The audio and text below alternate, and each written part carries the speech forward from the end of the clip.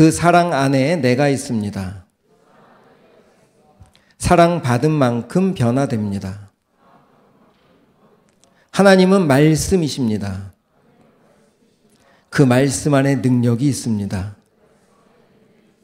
말씀을 듣는 만큼 살아납니다. 내 마음을 주님께 엽니다. 아멘. 아멘. 우리가 믿음으로 다짐한 것 우리 주님이 다 들으셨고 우리 성령님이 옆에 계셔서 우리들이 이렇게 도움을 요청하면 반드시 우리의 마음을 붙잡아 주시고 우리의 생각을 붙잡아 주십니다. 한 20분에서 25분 정도 짧은 메시지니까요. 움직이지 말고 좀 집중해서 졸리면 옆 사람에게 좀 깨워달라고 좀 부탁도 하고 하나님 말씀이 믿어지면 그 말씀 안에는 생명이 있기 때문에 우리의 삶을 변화시킵니다. 반드시 우리를 변화시키세요. 그리고 우리가 가지 않아야 될 것들 분별하게 하시고 그래서 한 주간을 살 수 있는 우리의 기준이 될 수 있는 말씀일 수 있으니까 여러분 꼭 집중해서 들었으면 좋겠습니다. 지난주까지 여호수아 13장 말씀을 나누었어요. 가장 포인트는 여호수아가 나이가 많이 들었다. 그래서 신학자들은 나이가 90세가 넘었을 것이다 라고 이야기합니다. 90세 정도 하나님께 잘 쓰임 받았으면 할렐루야 감사합니다 라고 할 수 있습니다. 그런데 하나님이 대놓고 여호수아야 너 이제 나이가 많이 들었으니까 이제 모든 건 내려놔라 라고 했을 때 여러분의 마음은 어떨까요? 사람이란 그래요. 갖고 있는 것을 놓는다는 것이 쉽지 않습니다. 내 자리를 유지하고 싶어하고 더 올라가고 싶어하고 더 갖고 싶어하는 게 우리 마음이거든요. 나이가 들어도 똑같습니다. 나이가 들수록 더 어린아이가 된다는 심정이 그럴 수도 있을 것 같아요. 근데 하나님이 오늘 우리들에게 찾아오셔서 말씀하시는 거예요. 너 이제 그만했으면 좋겠다. 여러분, 이 하나님의 스톱 앞에서 이 순종하는 여호수아의 모습이 너무 예뻤어요. 너무 아름다웠습니다.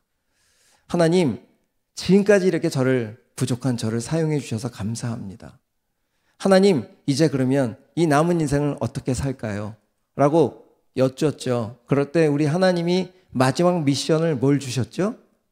네가 그동안 열심히 12지파와 함께 모여서 정복한 가나안 땅을 이제 분배 잘했으면 좋겠다. 12지파들이 골고루 분배받을 수 있도록 분배하는 것이 너 인생의 마지막 미션이야. 여러분, 내게 주어진 임무는 내 인생이 언제 끝날지 모르기 때문에 오늘 주어진 미션에 최선을 다하는 것이 믿음입니다. 내게 맡겨진 역할 최선을 다하는 거예요. 하나님이 반드시 셈하십니다. 오늘 제가 새벽 설교를 했어요. 새벽 설교의 본문이 뭐였냐면 사도 바울이 14년 후에 예루살렘에 가는 그런 과정들, 그 이유를 설교하는 내용이었습니다. 그런데 그 14년이라는 그 단어가 되게 와닿았어요. 사도 바울이 14년 전에는 어떤 상태였는지 아세요? 예수님을 처음 만나서 좀 뒤죽박죽하고 좀 신앙이 자라지 않은 상태. 그래서 자기의 의로 막 자기 일을 했을 당시 그 유대인들이 막 잡아 죽이려고 해서 다소로 도망간 이후에 14년 만에 다시 예루살렘으로 올라오는 과정들이 숨어져 있어요. 그런데 그 2절에 갈라디아서 2장 2절에 보면 어떤 말씀이 되어 있냐면 나의 다름질이 헛되지 않은 다름질이었다라고 고백하고 있어요. 여러분 지금 현재 나이보다 10년 후에 어떻게 변해 있을까요? 이 사도 바울처럼 나의 다름질이 나의 달려갔던 이 길들이 하나님이 셈하시기에 헛되지 않았습니다 라고 하는 그런 발걸음 되기를 축복합니다. 오늘 여호수아는 90세가 되었어요. 한 110세가 되면 죽습니다. 남은 인생을 하나님이 마지막 미션으로 너 이제 몸으로 움직일 수 있는 나이는 지났으니까 그동안 너의 경험을 가지고 지파들을 잘 알 테니까 그 지파들이 골고루 땅을 잘 분배했으면 좋겠다. 이것이 지난주의 말씀이었어요. 그 분배하는 과정 속에 오늘 14장부터 연결되어 있거든요. 오늘 14장 1절을 한번 보면 이렇게 되어 있습니다. 먼저 1절부터 한번 읽어볼게요.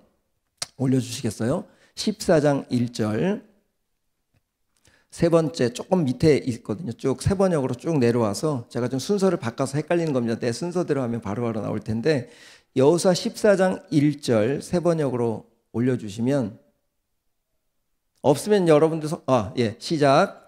이스라엘 자손이 가나안 땅에서 받은 유산을 제사장 엘르아살과 눈의 아들 여호수아와 이스라엘 자손의 각 지파 우두머리들이 다음과 같이 분배하였다. 다시 이제 처음으로 가서 2절을 또 읽어보겠습니다. 2절 읽어보면 이 다음 절이 이렇게 돼 있어요. 시작. 여호와께서 모세에게 명령하신 대로 그들의 기업을 제비 뽑아 9지파와 반지파에게 주었으니, 이제 1절 2절을 제가 설명을 할게요. 그렇게 나이가 많이 들어서 하나님 마지막 미션으로 분배를 잘 해라 라고 그 이야기를 들었을 때 아마 여호수아 입장에서는, 또한 제 입장에서는 그런 하나님의 명령이 들어왔을 때 어떤 생각을 했을까요? 그동안 내 경험과 그동안 그들을 알았던 그런 모든 상황 가운데 먼저 덥석 이 지파는 여길 줘야 되겠다, 이 지파는 뭐가 많으니까 이렇게 줘야 되겠다 생각이 날까요? 안 날까요? 날 수 있죠. 왜? 그들과 오랜 기간 리더로 있었으니까요. 저도 마찬가지예요.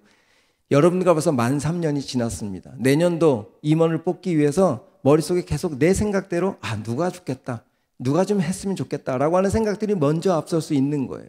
그런데 오늘 1절 2절이 보니까 여호수아가 다르게 행동하고 있는 거예요.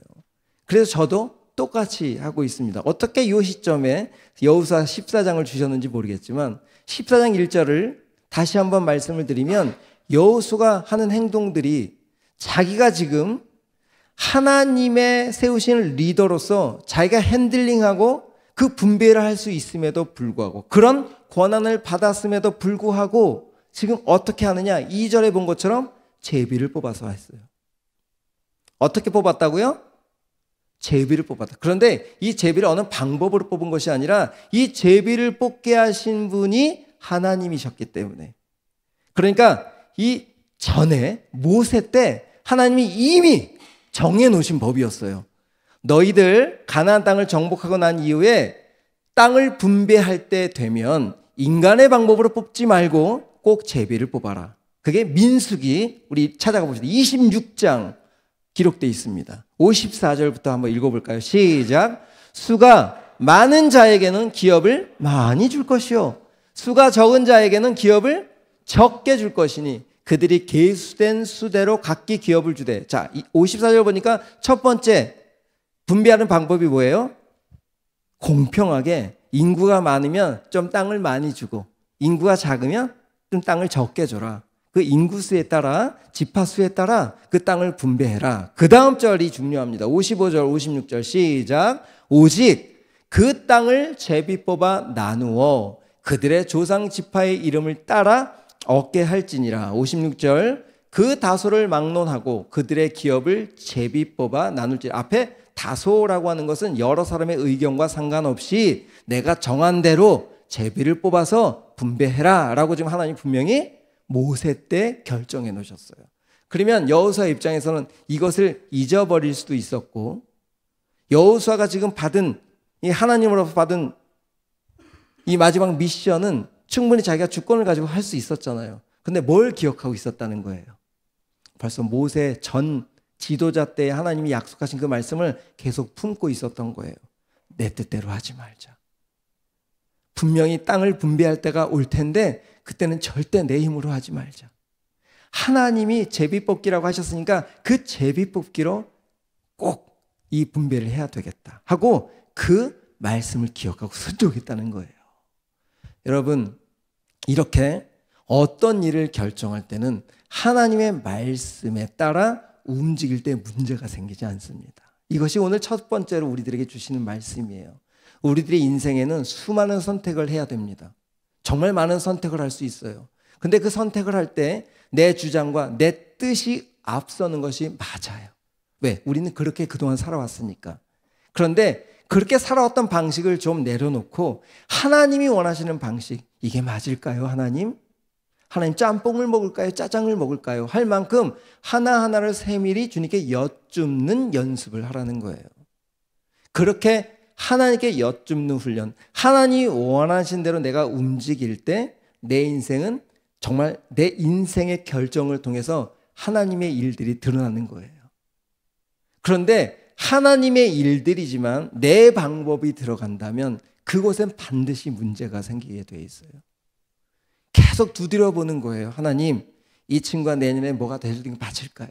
또 기도하고 새벽에도 기도하고, 하나님, 우리 다음 세대, 우리 청년들이 다음 2025년도에는 어떤 방향으로 가야 될까요? 계속 기도하고, 이렇게 하나하나를 두드려 보듯이 주님께 여쭙는다면 우리 하나님 살아계신 하나님이세요. 반드시 응답하십니다. 우리 마음 가운데 응답하세요. 여호수아는 그 하나님의 응답을 받은 거예요. 제비뽑기를 해야지. 그리고 그 제비뽑기를 하는 그 이유를 여러분들에게 알려드리겠습니다. 잠언 16장 33절이에요. 다 같이 읽어봅시다. 시작. 제비는 사람의 손으로 뽑지만 모든 일을 작정하기는 누구한테 있다고요? 여호와께 있다. 이게 지금 누가 한 말입니까? 잠언, 이 세상에 가장 지혜롭다고 한 솔로몬이 한 얘기예요. 아무리 인간의 지혜가 많아도 하나님의 섭리가 없으면 그 선택은 잘못될 수 있다.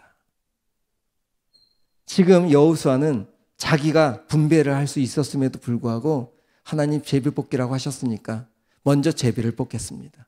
그 제비뽑기는 우리 인간들이 하지만, 우리들이 하지만, 저희들이 하지만 이 제비뽑기를 주관하시는 분은 바로 하나님이신 줄 믿습니다. 여러분, 우리 셀원들 뽑을 때 제비뽑기라는 거 아시죠? 셀 리더들이 미리 모여서 셀원들을 놓고 기도하고, 하나님, 이번 셀원들 나에게 꼭 필요한 사람들 붙여주십시오 라고 기도하고, 셀 리더들끼리 모여가지고 기도하고 제비를 뽑아요. 그래서 뽑힌 것이 여러분들 그 셀입니다. 인간의 방법들도 뽑을 수 있어요. 제가 여러분들 너무 잘 알죠. 이렇게 다 구별할 수 있습니다. 하지만 내 방법보다는 하나님이 원하시는 그 리더의 손을 통해서 일하실 하나님을 기대하는 거죠. 여러분, 이게 여호수아의 마음이었어요. 자, 두 번째는 왜 제비뽑기라고 하는 방법을 택했을까? 여호수아가 아마도 임의로 뽑았다면, 리더의 권한으로 뽑았다면 이 이스라엘 백성들의 성향이 어떤 성향이냐면, 그 거장이 모세가 이끌어도 불만이 있었어요, 없었어요? 그냥 시시때때로 좀 자기 마음에 안 들면 불평을 하고, 나를 여기까지 인도했냐라고 그냥 지도자에게 막 쏘아붙였던 민족이잖아요. 아마 여호수아가 그렇게 했으면 불만이 있었을까요? 없었을까요? 불만이 있었겠죠. 그리고 이 제비뽑기라는 두 번째 이유는 지금 올려드린 대로 사람의 힘으로, 사람이 너희들에게 땅을 준 것이 아니라 하나님이 주셨다라고 하는 것을 알려주려고 제비를 뽑은 거예요. 이해되셨죠? 두 번째, 잠언 18장 18절에 이런 말씀이 있습니다. 세 번역으로 한번 읽어볼게요. 시작. 제비를 뽑으면 다툼이 끝나고 강한 사람들 사이에 논쟁이 판가름 난다. 이렇게 인간의 힘으로 주관되기 시작하면 어떤 쪽에든 불평과 불만이 나타날 수 있다는 거예요. 근데 하나님의 이름으로, 하나님의 마음으로 제비를 뽑았던 거죠. 이렇게 제비뽑기를 통해 공평하게 분배를 하니까 뒤로 넘어가면 오늘 제가 말씀을 드리겠지만 놀라운 일들이 일어나는 거예요. 자, 1절, 한 가지 더 놀라운 사실이 있습니다. 1절 다시 한번 읽어볼까요? 시작. 이스라엘 자손이 가나안 땅에서 받은 유산, 땅을 얘기하죠. 제사장 엘르아살과 눈의 아들 여호수아와 이스라엘 자손의 각 지파 우두머리들이, 지금 제비를 뽑는 순서가 정해져 있어요. 맨 앞이 누굽니까? 여호수아예요? 아니죠. 지금 리더가 누굽니까? 하나님이 여호수아를 통해서 뽑게 하셨는데, 지금 여호수아는 자기가 주관해서 뽑을 수 있음에도 불구하고 누구를 통해서 제비를 뽑았어요? 제사장 엘르아스를 앞에 세운 거예요. 얼마나 겸손합니까? 자기가 할 수 있는, 자기가 손을 넣어서 제비를 뽑을 수도 있었는데 하나님의 중보자인 제사장을 앞장 세우는 거예요. 그리고 자기는 12지파장들과 함께 그 제비를 뽑는 그것을 참관하면서 공평한지를 함께 같은 서열에 자기를 두고 있는 거예요. 여러분, 리더는 앞에서 끄는 사람이 아니라 같이 걸어가는 사람이라는 거예요. 같이 그 보폭을 맞춰주는 사람이 리더인 거예요. 이 여호수아를 통해서 우리가 듣는 거예요. 여러분들이 앞으로 리더가 되고 가장이 되고 또 아내가 되고 한 공동체 역할들을 해야 될 텐데 그때는 리더의 역할이 있는 것이 주관적으로 끌어가는 것이 아니라 함께 소통하고 그 발보폭을 맞춰주는 것, 그리고 겸손한 것, 이것이 그 공동체를 살려내는 아주 중요한 원동력이 되는 것입니다. 여러분 다시 한번 정리할까요? 제비뽑기를 한 이유가 뭐라고요? 하나님이 이 땅을 주셨다. 여호수아가 준 땅이 아니다. 그리고 강한 자의 손이든 여호수아의 손이든 인간의 힘이 들어가지 않은 하나님의 공평하심이다 라고 선포하고 있는 것이 제비뽑기라고 한 거예요. 한 가지 우리가 5절 한번 읽어봅시다. 이스라엘 자손이 여호와께서, 여호수아 14장 5절 시작. 이스라엘 자손이 여호와께서 모세에게 명령하신 것과 같이 행하여 그 땅을 나눴더라. 이 한 절 딱 보니까 지금 이 분배가 잘 됐다는 거예요, 안 됐다는 거예요? 잘 됐다는 거잖아요. 누군가 불평분만이 없었다는 거예요. 이스라엘 자손이, 지금 여호수아도 아니고 엘르아살도 아니고 앞에 대명사가 붙었어요. 이스라엘 자손이. 그 12지파가 그 땅 분배받은 것이 공평하다고 인정했다는 거예요. 자, 여러분, 이 5절을 통해서는 이렇게 고백이 되지만 여러분 안에 어떤 인간 공동체에는 이렇게 받은 역할들이 내 마음대로 다 만족되지는 않습니다. 아마 이스라엘 자손들도 그럴 수 있어요. 아, 우리 민족이 이렇게 숫자가 큰데 왜 이렇게 좀 적은 땅을 주셨지? 라는 불만이 있을 수도 있고, 왜 우리는 이렇게 산간 지방에 분배가 되었지? 제비를 뽑았더니 우리는 저 더운 밑지방에 뽑혔어. 우리는 추운 지방에 뽑혔어. 라고 하는 각 지역마다의 특색이 있을까요? 없을까요? 있겠죠. 그런데 25절을 통해서 뭐라고 지금 설명하는 겁니까? 하나님이 주셨으니까. 여러분 안에 지금 삶의 방향 속에서, 또한 삶의 발을 디디고 있는 그곳이 정말 나에게 주신 바운더리라고 생각이 된다면 여러분에게 지금 한번 질문해 보세요. 그 있는 자리가 편합니까? 안 편합니까? 대부분 안 편해요. 다른 사람이 있는 곳은 편해 보이거든요. 여러분, 제 자리가 편해 보입니까? 나도 송영 목사님 저 부목사 자리에 가면 편할 것 같아. 편할까요, 이 자리가?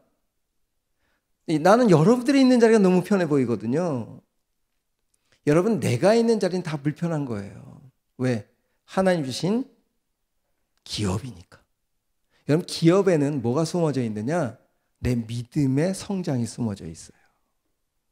여러분에게 주신 그 가정, 여러분에게 주신 그 학교, 여러분에게 주신 공동체, 여러분이 지금 딛고 있는 직장 안에 좀 불편함이 있다면 하나님이 싫어서 주신 것이 아니라, 나를 미워서 주신 것이 아니라 그곳에 나를 단단하게, 든든하게 이끄시기 위해서 주셨다라고 하는 이 마음에 믿음이 시작된다면 그 다음부터 이길 힘이 생기기 시작합니다. 그런데 하나의 방법이 아닌 왜 주셨지? 불평이 시작되면 그 자리는 점점 힘들어져요. 내 마음에 불평이 시작되면 그 자리는 이길 힘이 없어요. 왜? 마귀는 분열을 좋아하니까. 근데 하나님은 분열이 아니라 그곳에서 승리케 하시는 분이 하나님이시기 때문에. 내가 있는 자리가 어디나 불편해요. 지역을 옮겨도 불편하고 자리를 옮겨도 불편한 거예요. 좀 한 단계 승진을 하면 좋을까? 승진하면 그만큼 더 큰 일들이 기다리고 있어요. 이 세상은 그렇습니다. 그런 이 세상 속에서 저 자리가 좋지, 저 지파가 땅이 좋지, 그러지 않고 5절의 말씀처럼 이스라엘 자손 모두가 분배에 감사했다는 거예요. 여러분, 그 결과를 세 군데만 찾아봅시다. 14장 이후에 여호수아 19장까지, 지금 잘 따라오고 계시죠? 14장부터 몇 장까지요? 19장까지 분배받은 각 지파의 땅과 그 상황들을 설명하고 있어요. 오늘 그 14장부터 19장 사이에 세 지파만 어떤 결과가 나타났는지를 여러분들과 나누려고 해요. 첫 번째, 우리 여호수아 19장 17절로 가보겠습니다. 어떤 지파를 이야기하느냐? 시작! 넷째로. 무슨 지파? 자, 머릿속에 기억하시면 이사갈이라고 하는 곧 이사갈 자손을 위하여 그들의 가족대로 제비를 뽑았으니 18절 그들의 지역은 이제 알려주는 거예요. 이스르엘부터 그술룻과 수넴과 마지막 22절을 보면 그 경계는 다볼과 사하수마와 벳세메스에 이르고 그 끝은 요단이니 모두 16성읍과 마을들을 받았더라. 지도를 하나 올려주시면 여러분들에게 뭐 지명을 다 알려드릴 수는 없지만 이렇게 지금 12지파가 다 분배가 되어 있는 것을 여러분들에게 보여주는 거예요. 지금 누구라고요? 지금 누구를 읽었어요? 벌써 잊어버렸어요? 이사갈이 지금 어디 있어요? 가나안 중앙에 딱 있죠. 요단강에 딱 붙어있는. 어디인지 봤어요? 지명은 우리가 잘 모르죠. 하지만 이렇게 표시된 지역이 이사갈 지파가 들어가 있는데 그 지금 이사갈 지파가 있는 데가 색깔이 어떻게 돼 있어요? 초록 색깔로 되어 있다면 거기가 뭐라는 곳이에요? 그곳은 목축하기도 좋고 또한 농사짓기도 좋은 이스라엘 아주 평화가 이루어진 땅을 이사갈이 좀 받은 거예요. 지금 나중에 보니까 이 야곱의 12아들들 이름이잖아요. 이게 다 12아들 중에 이 이사갈이라는 사람이 성품이 아주 온유했고 또한 온순했다라고 기록되어 있어요. 그리고 성실했다라고 되어 있거든요. 그러니까 이사갈 입장에서는 농사를 짓는 것이 너무 좋은 거예요. 평온하고 또 농사를 짓는데 성실하고. 그래서 이스라엘의 많은 수확물을 이 이사갈 지파들이 낼 수 있는 좋은 평화를 받음으로 이 12지파가 살 수 있는 시작점이 된 거죠. 이해되셨어요? 그러니까 이사갈 지파 입장에서는 와, 하나님이 제비를 뽑아주셨는데 어떻게 우리에게 이렇게 안성맞춤으로 주셨지? 처음에는 지금 작아 보이기도 하고 왜 우리한테 이런 농경지를 주셔서 농사만 짓게 할까? 하지만 바로 이사갈의 성품이 또한 성향이 그런 상황이었던 거죠. 그들의 성품대로 그들의 후손들은 농사를 짓고 풍성한 농산물을 생산해내는 성실함이 있었기 때문에 하나님은 이 지역을 이사갈에게 준 거죠. 자, 두 번째 19장 10절부터 15절. 우리 세 번째, 셋째로 스불론 자손을 위하여 그들의 가족대로 제비를 뽑았으니 그들의 기업의 경계는 사리까지이며 이제 마지막 끝부머리 또 갓닷과 나할랄과 시므론과 이달랴와 베들레헴이니 모두 12성읍과 그 마을들이라. 지금 어디 자손을 얘기했어요? 스불론, 조금 아까 이사갈, 지금은 스불론. 자, 스불론이라고 하는 지역은 바로 이사갈 위쪽에 있었어요. 사진 하나 더 올려주시겠어요? 어디 있다고요? 스불론이? 그 위쪽에 있죠. 자, 그런데 지금 스불론을 자세히 이렇게 보면 지중해 쪽과 갈리 쪽이 붙어 있어요? 안 붙어 있어요? 갈리 호수와 지중해 쪽이 이렇게 붙어 있잖아요.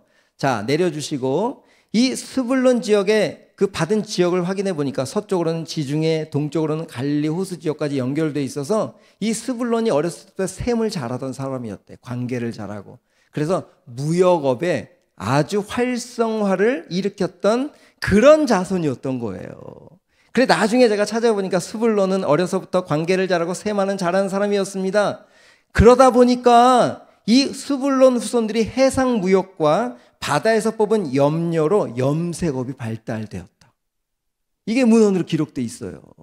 그러니까 이 스불론 입장에서는 이 받은 땅이 처음엔 불평불만했을지라도 나중에 보니까 자기들 성향은 맞아요, 안 맞아요? 훈련을 받다 보니까 무역업에 너무 재미있고 또한 지금 말한 대로 바다의 모래로 유리산업까지 발달시키는 족속으로 발전했다라고 문헌에 기록되어 있는 거죠. 그러니까 하나님이 얼마나 안성맞춤으로 그 지역을 주신 거예요. 한 지파만 더 알아봅시다. 12지파 다 알아볼 수 있지만 마지막으로 한 지파 여호수아 19장 40절부터 46절 같이 읽어보겠습니다. 시작. 일곱째로 단자손의 지파를 위하여 그들의 가족대로 제비를 뽑았으니 그들의 기업의 지역은 소라와 에스다올과 이르 세메스와 또 46절 매 얄곤과 락곤과 요빠 맞은편 경계까지라. 자, 사진 한번 더 올려주시겠어요? 단지파 세 번째, 오늘 세 번째. 단 어디 있습니까? 보여요? 가나안 남부 쪽에 있죠. 이 단이라고 하는 지파는 여러분 가장 지파들 중에 숫자가 많은 것은 유다 지파입니다. 밑에 유다는 엄청 큰 땅을 받았잖아요. 그런데 그 다음 숫자가 많은 지파가 바로 단 지파였어요. 그런데 유다 지파보다 땅을 많이 받았어요? 적게 받았어요? 불평이 있었을까요? 없었을까요? 아니 우리는 유다만큼이나 우리 지파의 숫자가 많은데 왜 우리는 이렇게 작은 땅을 주었을까요? 라고 불만이 있었을까 없었을까요? 당연히 있었겠죠. 그런데 하나님이 얼마나 큰 생각을 하셨는지 단 하면 어렸을 때부터 형 루벤과 갓이라고 하는 용맹한 그런 형들과 같이 싸움을 하던 친구라 이 단이라고 하는 이 친구도 찾아보니까 이 용맹함이 있었던 거예요. 그러니까 하나님은 너희들 스스로 개척해라. 그래서 그 옆에 보면 우리가 몇 주 전에 나눈 블레셋 땅, 블레셋 땅이 여호수아가 쫓아내지 못한 아낙 자손들이 있었던 거 기억하죠? 바로 단지파 고기가 그 블레셋 땅과 연결되어 있던 거예요. 나중에 단이 그것을 다 허뭅니다. 그래서 단지파가 점점 처음에 받은 땅보다 다 개척을 해서 다른 지파들이 개척하지 못한 땅까지 얻을 수 있었다라고 하는 거예요. 자, 여기까지 설명을 해봅시다. 다른 지파들도 참 재밌지만 그것은 다음 주에 나누기로 하고 오늘 이제 58분 찬양 준비해 주시고 오늘 우리들에게 하시는 말씀이 뭘까요? 하나님의 방법대로 제비를 뽑아서 인간의 방법이 들어가지 않은 상태로 제비를 뽑아 분배했더니 실질적으로 받은 땅들이 그렇게 썩 좋거나 마음에 들지 않을 수도 있었지만 나중에 결과를 보니까 놀라운 아름다운 일들로 결과를 내는 것처럼 여러분에게 받은 그 입장과 여러분에게 지금 소속되어 있는 가정, 왜 우리 집 이렇게 가난한 집에, 왜 우리 집 좀 더 괜찮은 집에 태어나게 했을까? 나는 왜 이런 외모의 집안에 태어나게 했을까? 왜 이런 여러 가지 자꾸만 불평불만이 우리들에게 있죠. 다른 집에 훨씬 더 좋은 면들만 보이고 비교, 또 그것 때문에 시기, 질투, 점점 누구만 힘들어지죠? 자기만 힘들어지는 거예요. 하나님이 이렇게 골고루 분배한 것처럼 여러분들도 여러분에게 가장 맞는 곳에 저는 하나님이 보내신 줄 믿습니다.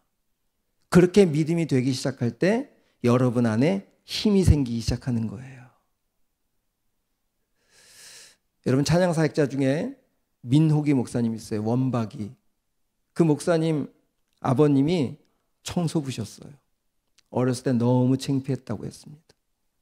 그런데 지금은요, 그 아버지의 직업이 창피하지 않고 아버지를 통해서 이 땅에 보내주신 그 믿음을 가지고 찬양사역자가 되어서 지금 자기가 그렇게 간증하고 다녀요. 지금 찬양사역자들 중에 자기가 가장 좋은 차를 가지고 다닌다고.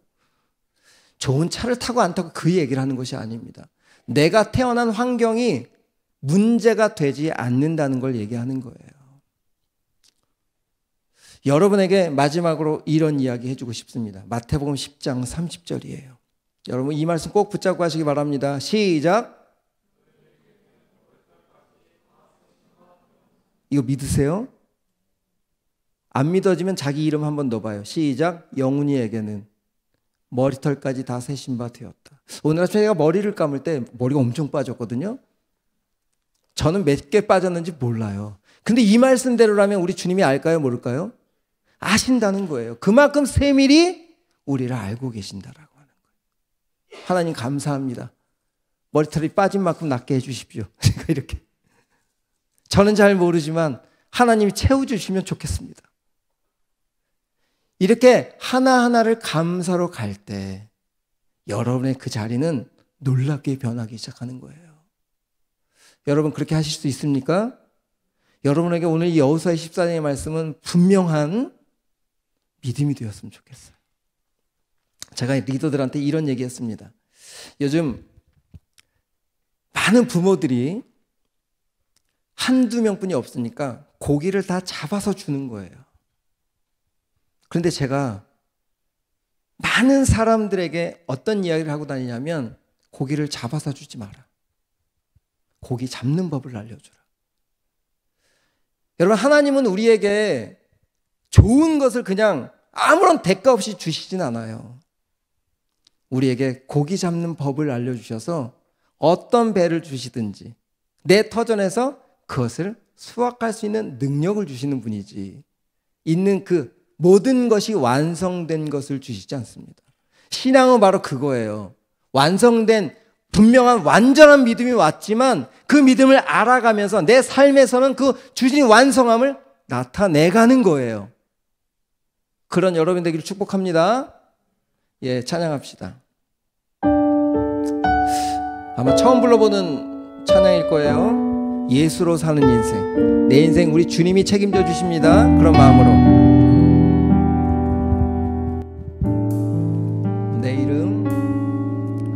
내 이름 불러주시고 내 삶의 주인 되시는 내 맘에 노래 되시는 그는 크신 나의 예수님. 우리 다시 한번 처음부터 고백합시다. 내 이름 불러주시고 내 이름 불러주시고 내 삶의 주인 되시는 내 맘에 노래 되시는 그는 크신 나의 예수. 삶의 무게가 내 맘을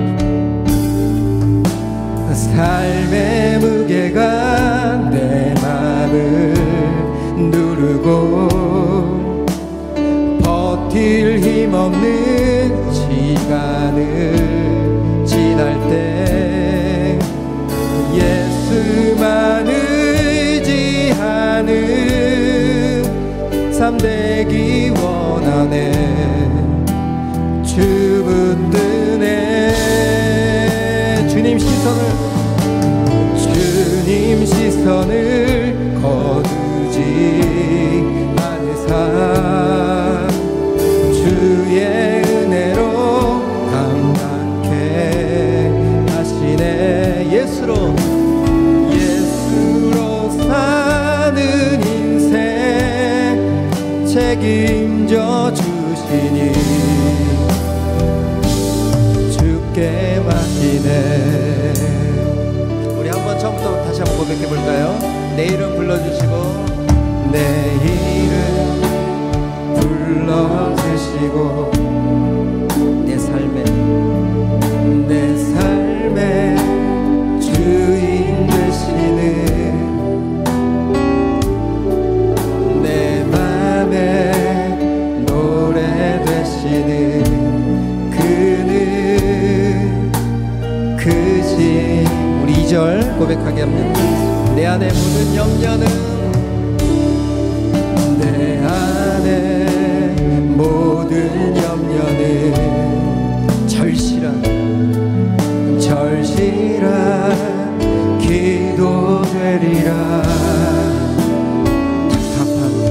답답한 현실 속에서 주만 온전히 바라봅니다. 삶의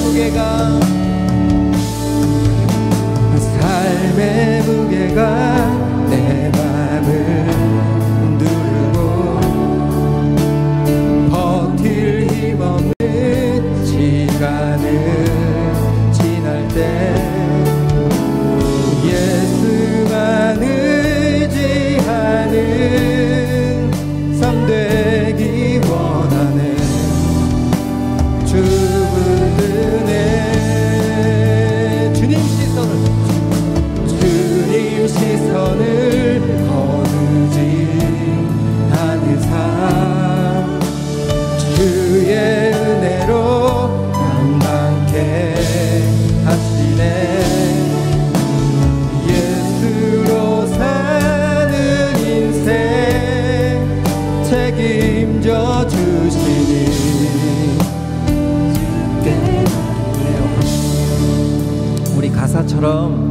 한번 곱씹어서 한번 읽어보겠습니다. 삶의 무게가 내 마음을 누르고 버틸 힘없는 시간이 우리 모두에겐 지나가지만 그 바운더리에서 예수만 의지할 때 우리의 삶은 주께서 이끌어 주신다. 이 고백처럼 오늘 이 바로 여호수아 통해서 12지파들에게 분배된 그 땅, 여러분들이 지금 앞으로 달려가야 될 그 가정, 달려가야 될 직장, 또 인생들을 주님께 맡겼으면 좋겠어요. 하나님, 이 시간 그렇게 기도했으면 좋겠습니다. 하나님, 제가 헤쳐나갈 힘이 없어요. 내 마음대로 되지도 않아요. 하지만 제비뽑기를 해주셨던 것처럼 내 인생 주님 책임져 주실 줄 믿습니다. 내 인생을 이미 제비 뽑아 주신 줄 믿습니다. 그래, 주님의 인도하심을 믿고 하나님 순종하게 하여 주옵소서. 우리 주님이 불고 우리 기도 나가겠습니다.